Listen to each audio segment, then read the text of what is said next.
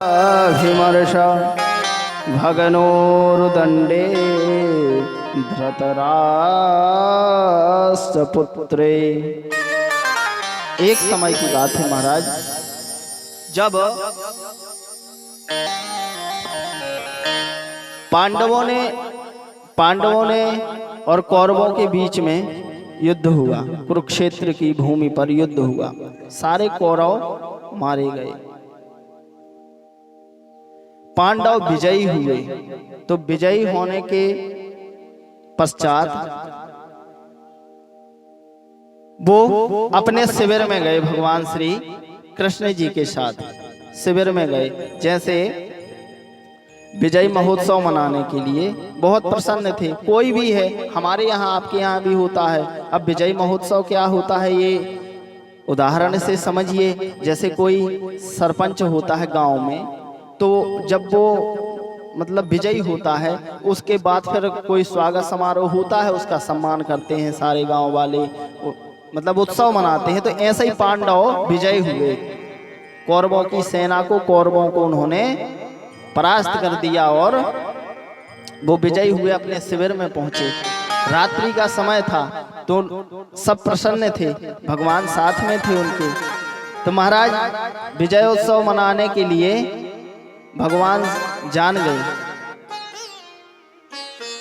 तो भगवान उनको, पांडवों को शिविर से जहां रुकना था वहां से दूर ले गए, अन्यत्र ले गए कि यहाँ आपके बालक सो रहे हैं और द्रौपदी भी परिवार सो रहा है, तो यहाँ काहे को अपन थोड़ा आगे चल के कहीं बैठ के वहां विजय उत्सव मनाएंगे।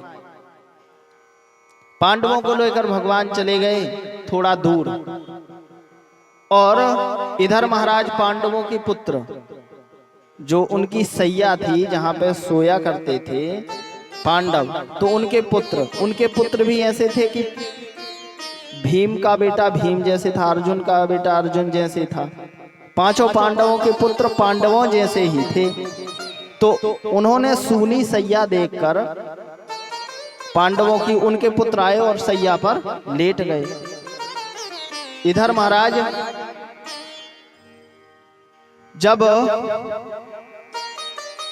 अश्वत्थामा, जब दुर्योधन घायल अवस्था में पड़ा था, कराह रहा था, सब तो मर गए थे, वो नहीं मरा था, कराह रहा था। इतने में वहीं पर जहां वो पड़ा था रणभूमि में, वहीं पर उनका मित्र और गुरु का पुत्र अश्वत्थामा वहां पर आया। अश्वत्थामा ने जैसे ही देखा दुर्योधन को, तो दुर्योधन को उठाया और कहा कि ये तुम्हारी हालत कैसे हो गई। दुर्योधन ने कहा, बतलाया कि युद्ध में पांडव विजयी हुए, हमारी पूरी सेना और सभी मृत्यु को प्राप्त हो गए। तो उन्होंने कहा कि मित्र, अगर मैं तुम्हारा सेनापति होता, अश्वत्थामा ने कहा कि मैं अगर तुम्हारा सेनापति होता तो आज ये दशा तो तुम्हारी ना होती। तो दुर्योधन ने कहा कि मित्र, अब जो हुआ सो हुआ, परंतु अब तुम क्या कर सकते हो हमारे लिए, जब तुम इतनी बड़ी बात कह रहे हो कि हमारे साथ अगर सेनापति हम होते तो ये हालत ना होती, तो अब क्या कर सकते हो तुम हमारे लिए। अश्वत्थामा ने कहा कि मित्र तुम आदेश करो क्या करना है। बोले सुनो, हमको मर तो रहा था वो, तो उसने कहा कि मुझे केवल इसी बात की हमेशा कलक रहेगी कि हम तो 100 थे, कौरव 100 थे, तो 100 में से कोई ना बचा, और वो 5 पांडव 5 थे, वो पांचों के पांचों हैं, ये को भी आंच न आई। तो तुम बताओ क्या कर सकते हो। उन 5 पांडवों में से तुम किसी एक ही का वध कर दो तो हमें आत्मा में शांति हो जाएगी। देखिए, जो दुष्ट होता है वो मर रहा है, परंतु उसने क्या कहा। अश्वत्थामा ने कहा ठीक है। अश्वत्थामा वहां से चला जहां पर पांडवों का शिविर था। रात्रि थी, अब वो ओढ़ के सोए हुए थे, जो पांडवों के बालक थे। पांडव को तो भगवान ले गए थे शिविर से दूर, और वो सोए थे उनकी सैया पर। तो इसने क्या किया कि सोते हुए जो पांचों पांडवों के बालक थे उनके सबके सर काटकर और ऐसे पकड़ के पांचों के सर और वहीं पे लेके जाने लगा जहां पर दुर्योधन घायल पड़ा था। दूर से आते देखा दुर्योधन प्रसन्न हो गया और वो भी बड़ी प्रसन्नता से लेके आ रहा था और कहता है जैसे ही पास आया कि लो मित्र, तुम एक की बात कर रहे थे, हम पांचों पांडवों के सिर काट लाए। तो उसको आश्चर्य हुआ, खुशी हुई उसको कि चलो। और उसने कहा कि ये पांचों पांडवों को इतनी जल्दी तो नहीं मार सकता ये। उसने कहा इधर आओ। पास आया, उसने कहा भीम का सर दो। तो उसने भीम का जैसे ही सर दिया और दुर्योधन ने भीम के सर को हाथ में लेकर ऐसा दबाया तो वो ध्वस्त हो गया। उसने कहा अरे अभागे, तूने क्या कर दिया, ये पांडव नहीं है, ये पांडव नहीं है, ये हमारे कुल के दीपक थे, भले कैसे ही थे, परंतु हमारा श्राद्ध हो पानी देने के लिए तो अब तूने कोई ना छोड़ा, क्योंकि हम कौरव तो सारे समाप्त हो गए, बचे थे 5 पांडव, उनके भी एक एक बालक थे, उनको भी तूने मार दिया। उसको हर्ष और विषाद एक साथ हुआ तो वहीं उसका प्राणांत हो गया, क्योंकि दुर्योधन को ये वरदान कहो या श्राप, जब उसको दुख और सुख एक साथ हो, खुशी और दुख एक साथ हो, तभी वो मर सकता था, नहीं तो मरता नहीं वो। तो उसको खुशी इस बात की हुई कि अरे वाह, ये पांचों पांडवों को मार लाया। और जब उसने पास में देखा तो उसको दुख इस बात का हुआ कि हमारे कुल में पानी देने के लिए भी कोई ना बचा, तूने क्या किया, और उसका प्राणांत हो गया। अब महाराज जैसे ही अश्वत्थामा ने ये जाना कि ये पांडव पुत्र हैं, पांडव नहीं, तो उसको डर लगा। उसने कहा अब पांडव हमें ना छोड़ेंगे। तो महाराज वो तो चला गया। इधर महाराज जैसे ही माता कुंती वहां पर, द्रौपदी वहां पर आई तो उन्होंने देखा माता शिशूनां निधनं सुतानां निशम्य घोरं परितप्यमाना तदा रुद्रश्वासपकला कुलाक्षी तां सात्वन्याः किरीटमाली। इधर जैसे ही उन्होंने पांचों पुत्रों के धड़बस देखे बिस्तर पर तो उनके शोक का ठिकाना न रहा। जिस माता, कोई भी माता है, उसका छोटा सा बालक भी अगर मृत्यु को प्राप्त हो जाए महाराज, तो वो जब तक जिएगी तब तक उस बालक को नहीं भूलती है। फिर सोचो कि उस माता द्रौपदी के पांचों पुत्रों को इतना नृशंस अवस्था में मारा कि उनका धड़बस पड़ा है और सर काट के वो ले गया था। जैसे ही उन्होंने देखा वो चित्कार के रोने लगी, और जैसे ही द्रौपदी को रोते हुए देखा तो पांडव आ गए कि क्या हो गया। शिविर में आए तो उन्होंने देखा तो उनको भी बड़ा आघात लगा। और आघात लगा जब, तो अर्जुन ने वहीं पर प्रतिज्ञा की कि द्रौपदी तू चिंता मत कर, हमारे बालकों का जिसने वध किया है हम उसको भी मृत्यु दंड देंगे। और महाराज ऐसी प्रतिज्ञा करके वो ढूंढने चले गए कि आखिर किसने मारा है। उनको ज्ञात हुआ महाराज कि ये सब कलाकारी अश्वत्थामा की हुई है। तो अश्वत्थामा उनको मिल गया। अश्वत्थामा को पकड़ा पांडवों ने और घसीटते हुए द्रौपदी के पास ला रहे थे। और द्रौपदी के पास लाए तो जैसे ही द्रौपदी ने उस अश्वत्थामा को देखा तो पहले तो रो रही थी, फिर बाद में रोते रोते दुखी अवस्था में उसने उस अश्वत्थामा को प्रणाम किया। तो सब देख के रह गए कि बताओ, जिसने इसके पुत्रों को मारा है ये उसको प्रणाम कर रही है। कारण पूछा तो उन्होंने कहा कि ये जैसे भी हैं तो हमारे गुरु पुत्र, और गुरु का जो बालक होता है उसका पुत्र भी गुरु तुल्य होते हैं। गुरु के बालक भी हों वो भी गुरु तुल्य ही रहते हैं। और जैसे उन्होंने कहा अरे द्रौपदी तुम प्रणाम कर रही हो, इसी ने हमारे बालकों को मारा है। अब वो कुछ ना कह सके। इधर महाराज पांडवों ने भगवान से पूछा कि बताओ कन्हैया, इसका क्या किया जाए। इसने जघन्य पाप किया है, बालकों का वध किया है। महाराज सबसे बड़ा पाप है जो कभी नहीं धुलता। लोग कहते हैं ना गंगा जी नहाया, वो गंगा जी भी नहीं धुल सकती। ऐसे 2-3 पाप हैं, बालकों का वध करना, ब्राह्मण का वध करना और गाय का वध करना। ये पाप गंगा जी में इतनी क्षमता नहीं कि वो इनको धुल दे, कभी नहीं मारना चाहिए। तो महाराज भगवान कन्हैया से पूछा कि बताओ कन्हैया क्या करें। तो उन्होंने कहा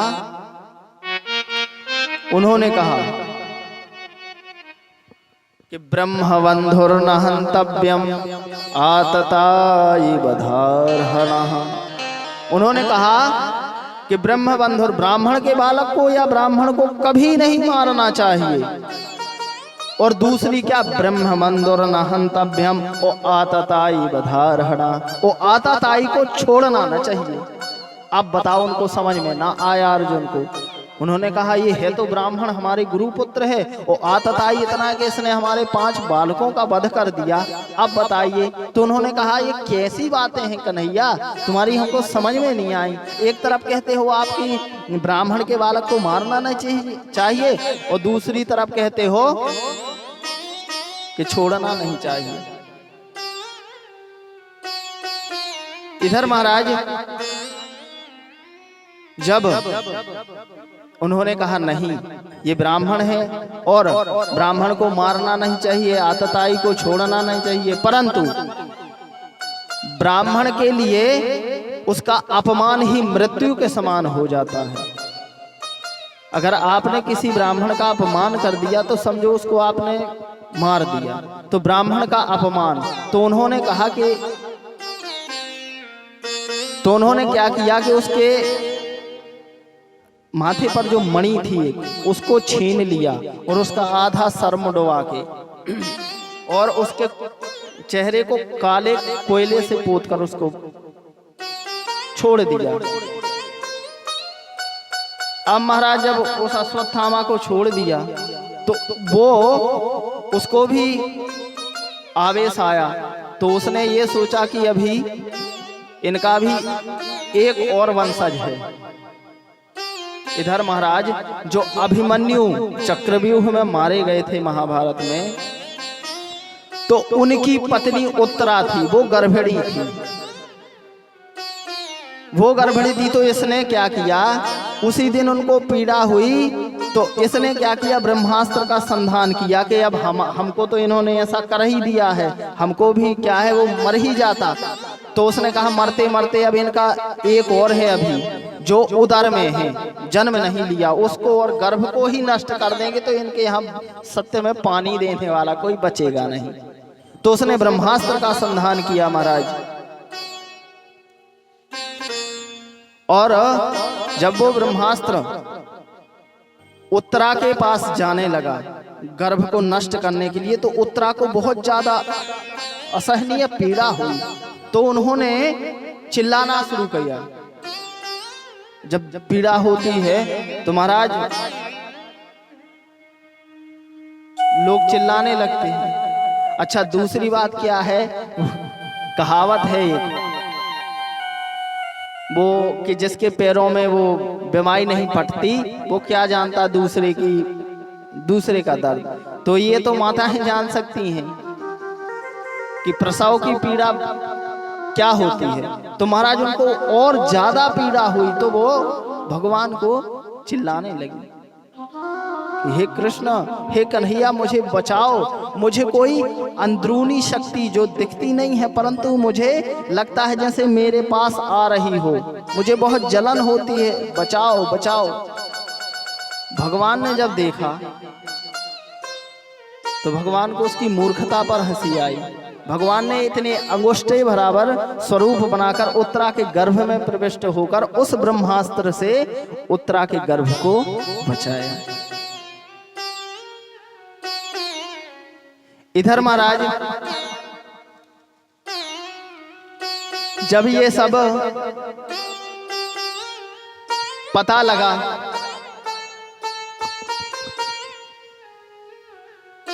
कामं दहतु मां नाथ मामे गर्भो निपात्यताम्। और उन्होंने उस गर्भ की रक्षा की,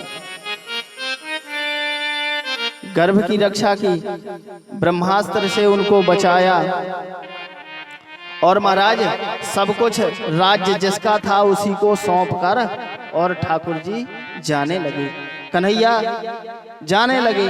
जाने के लिए आए अपनी बुआ कुंती के पास, रथ सजवाया और माता से, कुंती बुआ से आज्ञा लेने के लिए जैसे ही आ रहे थे, तब सामने से कुंती बुआ ने कन्हैया को देखा कि अब ये जा रहे हैं। तो माता कुंती आकर सामने से उनको प्रणाम करने लगी। बोली नमस्ये पुरुषत्वाम् अद्यमीशं प्रकृते परम अलक्ष्यं सर्वभूतानां मन्तर्हि व्यवस्थितम्। ज्यों ही उन्होंने प्रणाम किया तो महाराज भगवान रथ से उतरकर आए और कहने लगे कि अरे बुआ ये क्या कर रही हो आप, उल्टी गंगा बहा रही हो, प्रणाम हमें करना चाहिए, आप हमारी बुआ हो, आप हमको प्रणाम कर रही हैं। तब माता कुंती कहने लगी कि कन्हैया आज हम आपकी नहीं सुनेंगे, आपके पास ये बातों का जादू है ना, जो ये बातों का जादू आप हम पे आज नहीं डाल सकते। आज हम आपको प्रणाम करेंगे क्योंकि हम पता है कि आप परब्रह्म हो। आपके उपकार इतने हैं हम पर कि देखो कौरवों की सेना का संहार हो गया और हमारे 5 पुत्र, पांचों के पांचों पुत्र आज जीवित हैं। क्यों? क्योंकि हमारी हर संकट में आपने विपत्ति में रक्षा ही की है। नहीं तो कौन था? अरे 5 गांव मांगे थे, कौरवों से 5 गांव मांगे थे। उसने कहा था कि नहीं, भगवान खुद गए थे शांति दूत बन करके, भैया परिवार का आप परिवार का ये मैटर है, आप एक काम कीजिए कि इनको 5 गांव दे दीजिए, बाकी सब आप रखे रहिए। तो उसने, दुर्योधन ने कहा था नहीं, 5 गांव तो क्या हम सुई की नोक बराबर भूमि भी इनको ना देंगे पांडवों को। तो आज वो सब बातें बतला रही हैं कि देखो अगर आप ना होते तो हमारे ये 5 पुत्र कहां, 100 कौरव 100 थे, इतने महान योद्धा, भीष्म जैसे योद्धा, इतने बड़े बड़े योद्धा थे, और हमारे ये 5 पुत्र क्या कर लेते अगर आप ना होते। आपने हमारी बहू को ब्रह्मास्त्र से, बहू की गर्भ की रक्षा की। ये सब बातें वो बतला रही हैं कि आपने इतने उपकार हम पे किए हैं, इसलिए आज आप हमको नहीं रोकिए। जब माता कुंती की ऐसी भावुक बातें सुनी तो कन्हैया कहने लगे कि बुआ, और ज्यों ही महाराज बुआ कहा तो भगवान के वाणी में और भगवान के स्वरूप में वो मोहिनी रहती है कि कोई भी देखकर देखता ही रह जाता है। अब उन्होंने इतनी चर्चा की, उनकी आंखों में आंसू आ गए माता कुंती के। वो कहने लगी कि आप जा रहे हो तो हमें इस बात का बहुत कष्ट है, क्योंकि अब हमारी रक्षा कौन करेगा। तो उन्होंने कहा बुआ आता जाता बना रहूंगा, अब द्वारका में भी मैं बहुत दिनों से आया हूं, इधर उधर भी जाना है। परंतु बुआ जब आप ऐसा कह रही हो तो जाते जाते आप एक काम कीजिए, आपकी रक्षा सदैव होती रहेगी, परंतु आप कोई वरदान मांग लीजिए।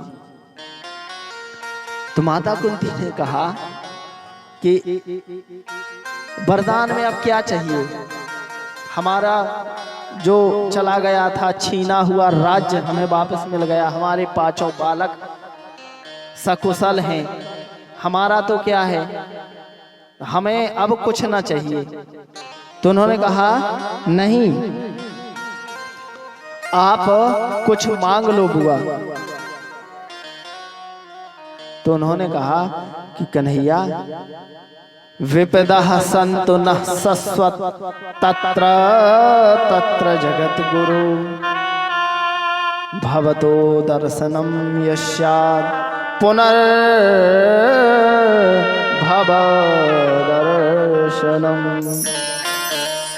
उन्होंने कहा ठीक है, अगर देना ही है तो हमको विपत्ति दे दो। तो जैसे ही भगवान ने सुना तो वो आश्चर्य में पड़ गए, कहने लगे कि बुआ ये क्या मांग रही हो, ये विपत्ति संकट। लोग तो ये कहते हैं हमसे कि भगवान हमें सुखी कर दो, हमारे नाती पोता बाल बच्चे जितने रिश्तेदार हैं ये सब सुखी रहें, धनवान रहें, हैं, विपत्ति ना आवे। वो आप और विपत्ति मांग रही हो। तो उन्होंने कहा कि कुछ और मांगो। कहा नहीं। बोले क्यों? बोले विपदा संतो न सत्व तत्र तत्र जगत गुरु। उन्होंने कहा कि कन्हैया मुझे विपत्ति के अलावा और कुछ नहीं चाहिए, क्योंकि विपत्ति रहेगी। आज तक मैं विपत्ति की मारी रही। मेरे पति ने मेरा साथ छोड़ दिया, मेरे छोटे छोटे बालक थे और मेरे पारिवारिक जन ऐसे थे कि आप जानते ही हो, मैं शुरू से विपत्ति में ही रही हूँ। परंतु विपत्ति में क्या होता है कि भगवान का स्मरण हमेशा रहा आता है। जब कोई दुखी होता है तो भगवान का स्मरण ऑटोमेटिक रहता ही है कि भगवान इस संकट से हमें उबारो, हे भगवान इस संकट से हमें उबारो। और जब कोई सुखी रहता है तो भगवान को कोई याद नहीं करता। शायद कोई करता हो, मुझे तो नहीं लगता। सुखी रहते हैं कोई बात नहीं, जब परेशानी आती है तब भगवान को। तो उन्होंने कहा कि मुझे यही परेशानी विपत्ति दे दो, क्योंकि विपत्ति में आपको मैं बुलाती रहूंगी। भवतो दर्शनम यस्याद पुनर्भव दर्शनम।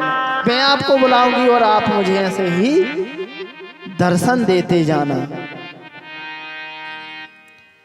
सुनकर महाराज ठाकुर जी की आंखों में आंसू आ गए। कहने लगे बुआ जो आपने मांगा है वो मेरे पास है नहीं। सत्य बात है, भगवान के पास विपत्ति थोड़ी है कि वो आपको दे दें। ये तो आपके कर्मों के अनुसार या विपत्ति आपत्ति आती है। भगवान किसी को दुख नहीं देता। अरे भगवान की तो ये संसार में जितने जीव हैं, चींटी हो या मानव हो या हाथी हो, जितने जीव हैं सब बराबर हैं। तो ये हमारे आपके कर्मों के अनुसार हमें सुख दुख मिलते हैं। तो आज कुंती मैया कहती हैं, आइए भजन के माध्यम से कहती हैं कि हे कन्हैया, अब आप कह रहे हो तो जो